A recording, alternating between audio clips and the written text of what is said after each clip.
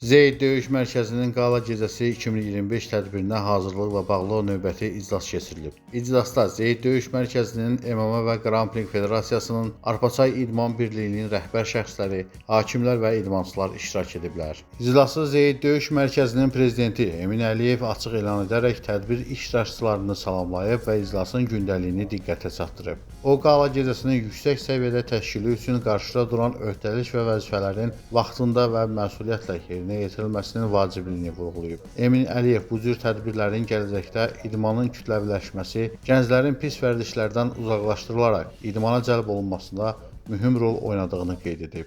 Daha sonra söz MMA və Qrampling Federasiyasının prezidenti Azad Əskərova verilib. Azad Əskərov idmançılara öz tövsiyələrini verib, Zeyd Döyüş Mərkəzinin fəaliyyətinə dəstəyini ifadə edib. Ardınca MMA və Qrampling Federasiyasının vitse-prezidenti Hüseyn Əli Abbaslı, Zeyd Döyüş Mərkəzinin vitse-prezidenti Tural İsayev, Arpaçay İdman Birliyinin vitse-prezidenti Yavar Hüseynov və birliyin digər üzvü Cavid Əliyev çıxış edərək Qala Gecəsinin keçirilməsi üçün zəruri olan bir sıra məsələlərə toxunublar və idmançılara uğurlar arzulayıblar. Baş hakim Vilayət Quliyev çıxış edərək yarışın qaydaları barədə idmançılara ətraflı məlumat verib. İdmançıları maraqlandıran suallar qarşılıqlı müzakirə olunub, onların təklifləri dinlənilib. İclasın sonunda Zeyd Döyüş Mərkəzi ilə idmançılar arasında müqavilələr imzalanıb. İdmançılara mərkəzin xüsusi geyim formaları təqdim olunub. Daha sonra idmançılar üz-üzə dayanaraq bir-birinə psixoloji güc nümayiş etdiriblər. Tədbirin sonunda idmançılardan qısa müsahibələr götürülüb, xatirə şəkilləri çəkdirilib və bununla da iclasa yekun vurulub.